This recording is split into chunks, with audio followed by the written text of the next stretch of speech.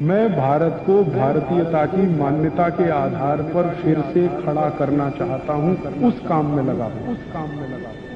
और ऐसे ये दूसरा आखिरी निवेदन कि ये आप अंग्रेजियत से बाहर निकलें, इसके लिए बहुत जरूरी है कि टेलीविजन कम से कम देखें, क्योंकि ये जो टेलीविजन है ये रोज आपको उल्टी उल्टी बातें सिखाता। मैं सिखा रहा हूं कॉलगेट मत खरीदिए, टेलीविजन रोज कहेगा कॉलगेट ही खरीदिए, और दिन में 50 बार कहेगा 100 बार कहेगा। मैं कह रहा हूं विदेशी कंपनी का माल मत खरीदो, टेलीविजन रोज दिन में 50-100 बार कहेगा कि यही खरीदो। और ये जिसको आप टेलीविजन कहते हैं उसको मैं इडियट बॉक्स कहता हूं। क्यों है ये इडियट बॉक्स? क्योंकि ये इडियट बनाता है आप।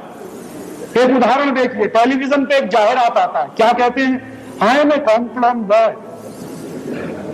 फिर एक बेटी कहती है हाय मैं कॉम्प्लान गर्ल। इसका माने क्या है? मैं कॉम्प्लान का बेटा और मैं कॉम्प्लान की बेटी।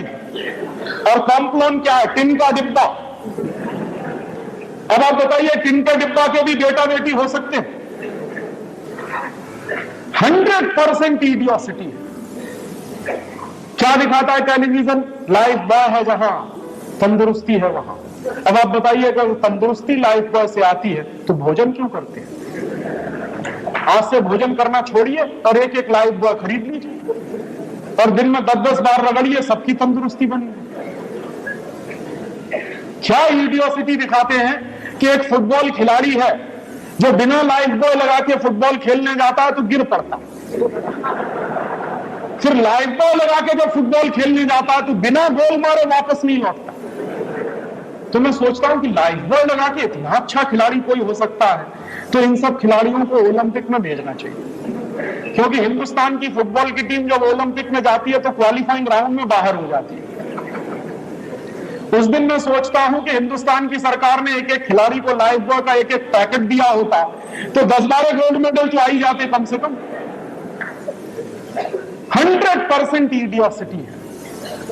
उस इडियोसिटी का एक उदाहरण और देखिए, टेलीविजन पे दिखाते हैं कॉलगेट का विज्ञापन। कैसे दिखाते हैं?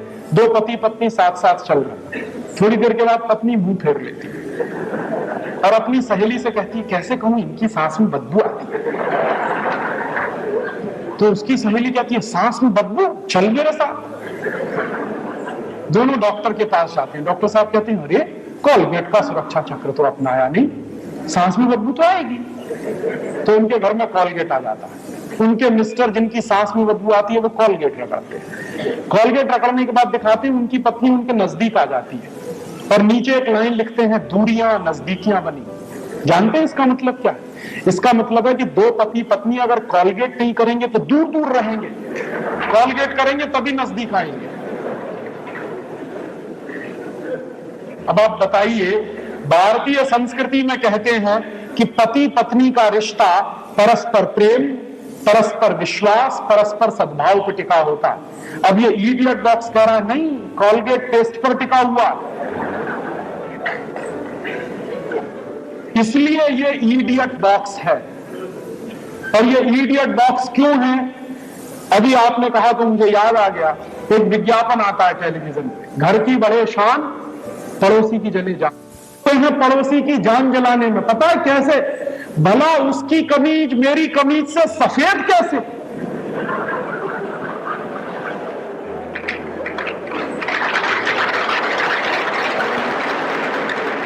हमारी पूरी जिंदगी इसी में घनचक्कर हो गई कि भला उसकी कमीज मेरी कमीज से सफेद कैसे? गया हो गया बंटा धार भारतीय संस्कृति। इसलिए मैं कहता हूं कि ये टेलीविजन देखना कम से कम करिए।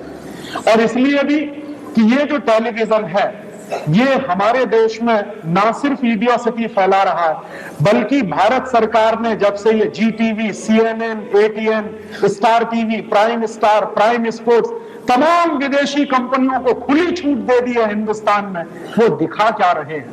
आपके बच्चों को वो सब दिखा रहे हैं जो नहीं देखना चाहिए।